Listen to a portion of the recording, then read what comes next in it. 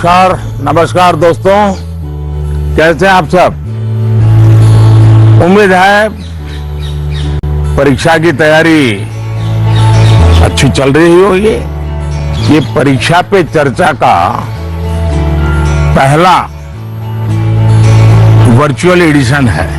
अब जानते हैं हम पिछले 1 साल से कोरोना के बीच जी रहे हैं और उसके कारण हर किसी को नया नया इनोवेशन करना पड़ रहा है।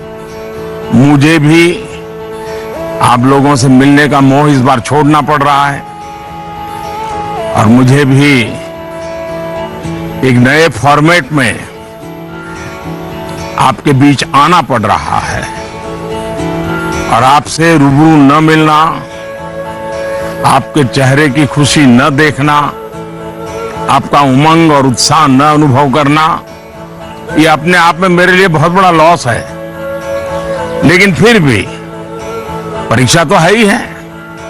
आप है, मैं हूं, परीक्षा है, तो फिर अच्छा ही है कि हम परीक्षा पे चर्चा कंटिन्यू करेंगे। लेकिन फिर भी परीक्षा तो है ही है। आप है, मैं हूं, परीक्षा है, तो फिर अच्छा ही है कि हम परीक्षा पे चर्चा कंटिन्यू करेंगे और इस साल भी ब्रेक नहीं लेंगे। अभी हम अपनी बातचीत का सिलसिला शुरू करने जा रहे हैं। एक बात मैं शुरू में जरूर देशवासियों को भी बताना चाहता हूं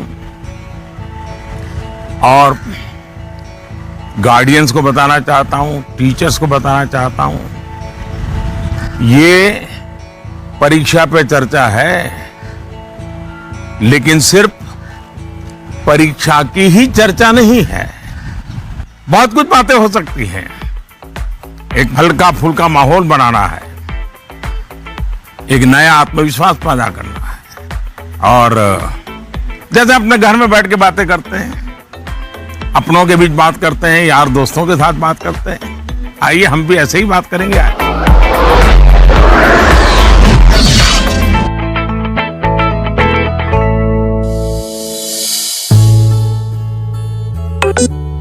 नमस्कार होनरेबल पीएम सर। नमस्कार। मेरा नाम एन पल्लवी है। मैं 9वीं कक्षा पढ़ रही हूँ। सर, हम अक्सर ऐसा महसूस करते हैं कि पूरा साल पढ़ाई ठीक चल रही होती है, लेकिन जैसे ही परीक्षा निकट आती है बहुत ही तनावपूर्ण स्थिति हो जाती है। कृपया इसके लिए कोई उपाय बताइए सर। बहुत धन्यवाद सर। धन्यवाद पल्लवी। मुझे बताया गया है कि इसी तरह का और भी एक सवाल है। सादर अभिनंदन आदरणीय प्रधानमंत्री जी। मेरा नाम अर्पण पांडे है। मैं global Indian international school Kuala Lumpur Malaysia में 12वीं कक्षा का छात्र हूँ। मैं आपसे अपनी भावी भविष्य की सफलता हेतु एक प्रश्न के उत्तर की आकांक्षा करता हूँ और आशा करता हूँ कि आप इसमें मेरा मार्गदर्शन करेंगे। मेरा प्रश्न है, परीक्षा की तैयारी के दौरान हमारे मन में आने वाले भय और तनाव से हम कैसे उभरे? कि क्या होगा अगर अच्छे अंक और अच्छा कॉलेज मिलेगा या नहीं? धन्यवाद। पल्लवी, अर्पण, देखिए आप जब ये फियर की, डर की बात करते हैं तो मुझे भी डर लग जाता है। अरे ऐसी कौन सी बात है जिसके लिए डरना चाहिए?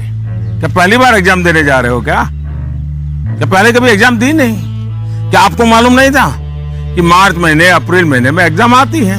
सब पता है, पहले से पता है, साल भर पहले से पता है। अचानक तो नहीं आया है, और जो अचानक नहीं आया है, कोई आसमान नहीं टूट पड़ा है। इसका मतलब हुआ कि आपको डर एग्जाम का नहीं है, आपको डर किसी और का है। वो क्या है?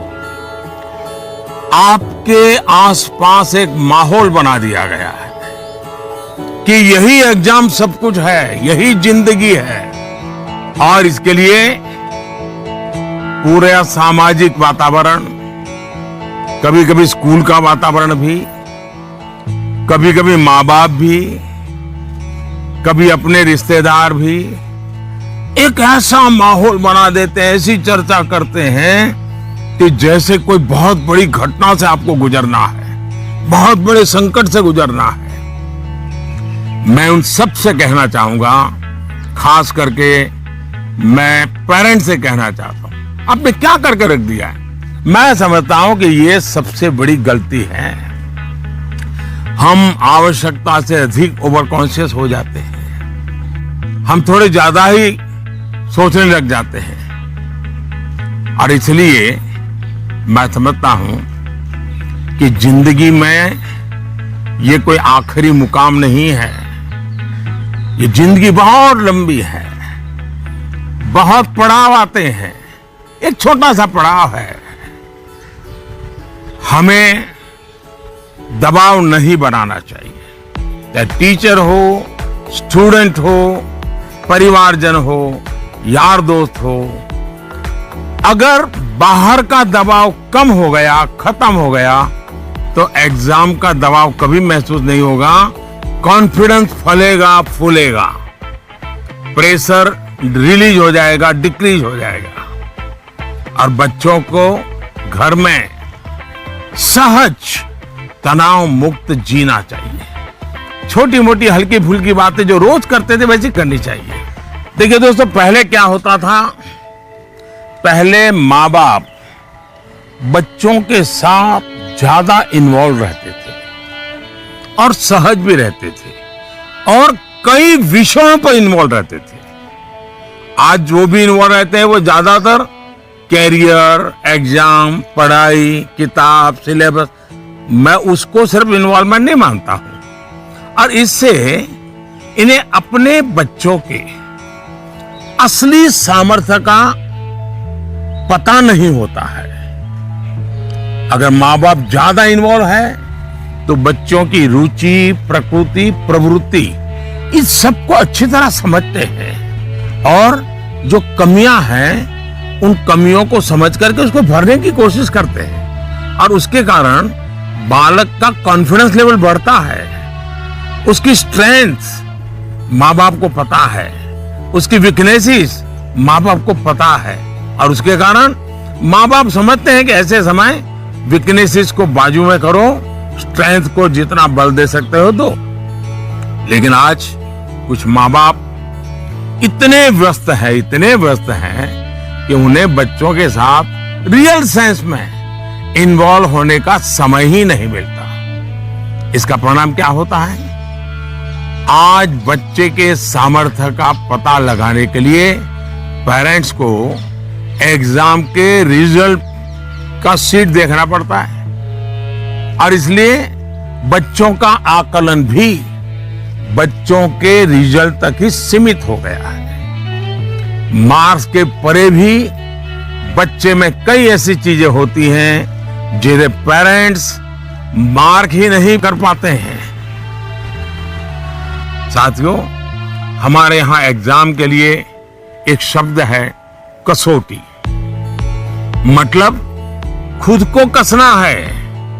ऐसा नहीं है एग्जाम आखिरी मौका है, बल्कि एग्जाम तो एक प्रकार से एक लंबी जिंदगी जीने के लिए अपने आप को कसने का उत्तम अवसर है, एक अपॉर्चुनिटी है। समस्या तब होती है जब हम एग्जाम को ही जैसे जीवन के सपनों का अंत मान लेते हैं, जीवन मरण का प्रश्न बना देते हैं। दरअसल एग्जाम जीवन को गढ़ने का एक अवसर है, एक अपॉर्चुनिटी है, एक मौका है। उसे उसी रूप में लेना चाहिए। एक्चुअली हमें अपने आप को कसौटी पर कसने के मौके खोजते ही रहना चाहिए, ताकि हम और बेहतर कर सकें। हमें भागना नहीं चाहिए। आइए दोस्तों, अगले सवाल की तरफ बढ़ते हैं। माननीय प्रधानमंत्री जी नमस्कार, मेरा नाम पुण्य सुन्या है। मैं कक्षा 11वीं की छात्र हूँ। मेरे विद्यालय का नाम विवेकानंद केंद्र विद्यालय निर्जुली, डिस्ट्रिक्ट पापुमपारे, स्टेट अरुणाचल प्रदेश है। माननीय प्रधानमंत्री जी, कुछ सब्जेक्ट्स और कुछ चैप्टर्स है जिनको लेकर मैं सहज नहीं हूँ, उनसे पीछा छुड़ाने में लगी रहती हूँ। मैं चाहे कितनी भी कोशिश क्यों ना करूँ, मैं उन्हें पढ़ नहीं पाती हूँ। शायद ये इसलिए होता है क्योंकि मुझे उनसे डर लगता है। सर, इस स्थिति को कैसे दूर किया जा सकता है? धन्यवाद सर। चलिए, आंध्र से हम मलेशिया से अब अरुणाचल पहुंच गए और मुझे बताया गया है कि इसी प्रकार का कोई और एक सवाल भी है। माननीय प्रधानमंत्री जी नमस्कार, मेरा नाम विनीता गर्ग है और मैं SRDAV पब्लिक स्कूल में 25 वर्ष से कार्यरत हूँ। मेरा प्रश्न है, कुछ सब्जेक्ट्स ऐसे हैं जिसमें कई स्टूडेंट्स को डर का सामना करना पड़ता है, इस वजह से वह इनसे बचते हैं। इसके बारे में इतिहास या गणित जैसे विषयों के शिक्षक अच्छी तरह से समझ सकते हैं। टीचर के तौर पर इस स्थिति को और बेहतर बनाने के लिए हम क्या कर सकते हैं? ये कुछ अलग प्रकार का ही विषय मेरे सामने आया। मैं कोशिश करूंगा कि स्टूडेंट्स के मन को छू सकूं और टीचर्स की बात पर गौर के साथ कुछ समाधान बता सकूं। आप दोनों ने किसी खास सब्जेक्ट या चैप्टर से डर की बात कही है। आप लोग अकेले नहीं हैं जिनको इस स्थिति का सामना करना पड़ता हो। हकीकत तो यह है कि दुनिया में एक भी इंसान ऐसा नहीं मिलेगा जिसके ऊपर यह बात लागू न होती हो। मान लीजिए आपके पास बहुत ही बढ़िया 5-6 शर्ट है, लेकिन आपने देखा होगा 1 या 2 शर्ट आपको इतने पसंद आते होंगे, बार बार पहनते हैं। इसका मतलब ये नहीं कि बाकी सब बेकार हैं, फिटिंग ठीक नहीं है, ऐसा नहीं है। उन 2 इतने अच्छे लगते हैं कि आप उसको बार बार पहनते हैं। कई बार तो माँ बाप भी इन चीजों के लिए गुस्सा करते हैं कि कितनी बार इसको पहनोगे, अभी 2 दिन पहले तो पहना था। पसंद नापसंद मनुष्य का स्वभाव है और कभी कभी पसंद के साथ लगाव भी हो जाता है। और इसमें डर की, दुविधा की क्या बात है कि हमने डरना चाहिए? दरअसल होता क्या है, जब आपको कुछ चीजें ज्यादा अच्छी लगने लगती हैं तो उनके साथ आप बहुत कंफर्ट हो जाते हैं, बहुत कंफर्टेबल लगता है, सहज हो जाते हैं। लेकिन जिन चीजों के साथ आप सहज नहीं होते, उनके तनाव में आपकी 80% एनर्जी आप उसी में लगा देते हैं। और इसलिए स्टूडेंट से मैं यही कहूंगा कि आपको अपनी एनर्जी को इक्वली डिस्ट्रीब्यूट करना चाहिए। सभी विषयों में बराबर बराबर। आपके पास पढ़ाई के लिए 2 घंटे हैं तो उन घंटों में हर सब्जेक्ट को समान भाव से पढ़िए। अपने समय को इक्वल डिस्ट्रीब्यूट करिए। साथियों, आपने देखा होगा टीचर्स, माता पिता हमें सिखाते हैं कि जो सरल है वो पहले करें। ये आम तौर पर ये कहा जाता है और एग्जाम में तो खास तौर पर बार बार कहा जाता है जो सरल उसको पहले करो भाई, जब टाइम बचेगा तब वो कठिन है उसको हाथ लगाना। लेकिन पढ़ाई को लेकर मैं समझता हूं ये सलाह आवश्यक नहीं है और उपयोगी भी नहीं है। मैं जरा इस चीज को अलग नजरिए से देखता हूं। मैं कहता हूं जबकि पढ़ाई की बात हो तो कठिन जो है उसको पहले लीजिए। आपका माइंड फ्रेश है, आप खुद फ्रेश हैं, उसको अटेंड करने का प्रयास कीजिए। जब कठिन को अटेंड करेंगे तो सरल तो और भी आसान हो जाएगा। मैं अपना अनुभव बताता हूं। जब मैं मुख्यमंत्री था, फिर प्रधानमंत्री बना, तो मुझे भी बहुत कुछ पढ़ना पड़ता है, बहुत कुछ सीखना पड़ता है, बहुतों से सीखना पड़ता है, चीजों को समझना पड़ता है। तो मैं क्या करता था, जो मुश्किल बातें होती है, जिसके निर्णय थोड़े गंभीर होते हैं, मैं मेरे सुबह जो शुरू करता हूं तो कठिन चीजों से शुरू करना पसंद करता हूं। मुश्किल से मुश्किल चीजें मेरे अफसर मेरे सामने लेकर के आते हैं, क्योंकि उनको मालूम है कि वो मेरा एक अलग मूड होता है, मैं चीजों को बिल्कुल तेजी से समझ लेता हूं, निर्णय करने की दिशा में आगे बढ़ता हूं। मैंने अपना एक नियम बनाया है, कोशिश की है। और जो सरल चीजें हैं, दिन भर की थकान के बाद रात देर हो जाती है, तो चलो भाई अब उनको मैं ज्यादा दिमाग खपाने की जरूरत नहीं हो, कोई गलती होने का कारण नहीं है, तो उन चीजों को मैं फिर देर रात तक खींच लेता हूं। लेकिन सुबह जब उठता हूं तो फिर कठिन से ही मुकाबला करने के लिए निकल पड़ता हूं। दोस्तों, एक और बात हमें अपने आप से सीखनी चाहिए। आप देखिए, जो लोग जीवन में बहुत सफल हैं, वो हर विषय में पारंगत नहीं होते, लेकिन किसी एक विषय पर, किसी एक सब्जेक्ट पर उनकी पकड़ जबरदस्त होती है। अब जैसे लता दीदी हैं,